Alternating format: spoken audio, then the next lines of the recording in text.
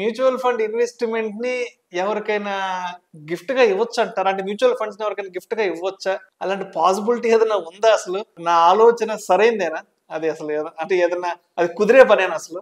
ఇవ్వచ్చు, కానీ మనం ఫ్రీగా ఇవ్వడానికి లేదు. ఓకే, ట్యాక్స్ కట్టాలి దానికి. ఓకే, గిఫ్ట్ డీడ్ కింద ఇవ్వాలి.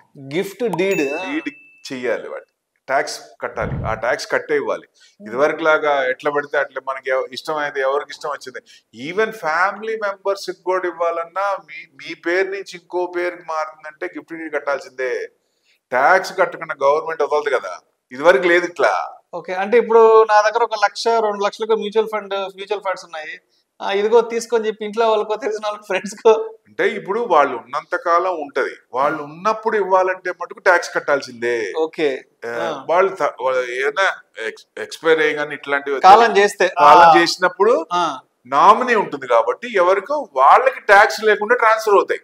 లేదా లీగల్ హెయిర్స్ కి వాళ్ళకి ఎవరైతే ఉన్నారో కోర్టు నుంచి మనం ఇప్పుడు 2-3 ఉంటే కోర్టు నుంచి ఆర్డర్ తీసుకుంటారు.